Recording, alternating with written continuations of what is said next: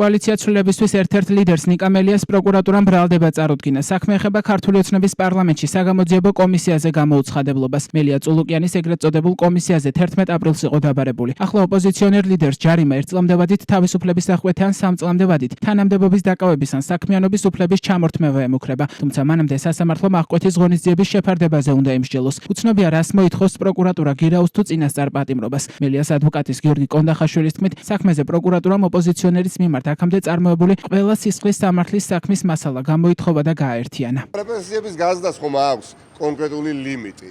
მე პირიქით დღეს კიდევ უფრო ვრწმუნდები, რაც უფრო მეტ რეპრესიულ ნაბიჯს გადადგავს ივანიშვილი, რაც არ უნდა პესიმისტურად იყოს ბავანი განწყობილი, ხო?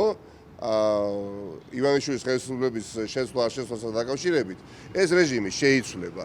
ეს რეჟიმი ვერ გახდება საბჭოთა საქართველო. ვერ გახდება საბჭოთა საქართველო. ვერ გახდება საქართველოს მოქალაქე, საბჭოთა საქართველოს მოქალაქე. ეს არის და ეს და დანარჩენი ხა ბრალთან დაკავშირებით იმდენად აბსურდული არის ყველაფერი და უკანონოა, რასაც ესენი აკეთებენ განსაკუთრებით შარშანდელი არჩევნების შემდეგ ამაზე კომენტარის გაკეთება ცალოთ არ გის. სანახაობა გრძელდება, ძნელია სამართლებრივი კომენტარის გაკეთება აღნიშნულ საქმესთან დაკავშირებით.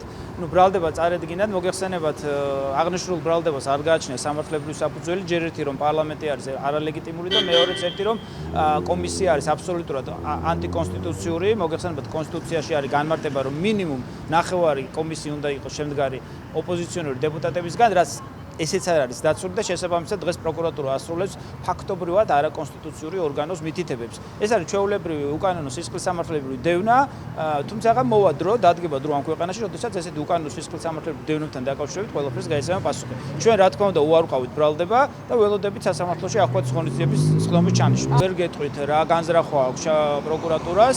ფაქტია, რომ საქმეში არის გამოთხოვილი ყველა სისხლის სამართლის საქმის მტკიცებულებები, რაც აქამდე ნიკასთან მიმართებაში ყოფილა. ეგრეთ წოდებულ საგამოძიებო კომისიაზე მიუსვლელობის გამო პროკურატურის მოთხოვნის საფუძველზე სასამართლომ გირა უკვე შეუფარდა კოალიცია ცვლილებისთვის ლიდერებს ნიკა გვარამიასა და ზურა ჯაფარიძეს, ლელო ძლიერი საქართველოს ლიდერებს მამუკა ხაზარაძესა და ბადრი ჯაფარიძეს, ასევე სტრატეგია აღმაშენებლის ლიდერს გიორგი ვაშაძეს, ოპოზიციონერ პოლიტიკოს გივი თარგამაძესა და თავდაცვის ყოფილ მინისტრს ირაკლი ოქრუაშვილს.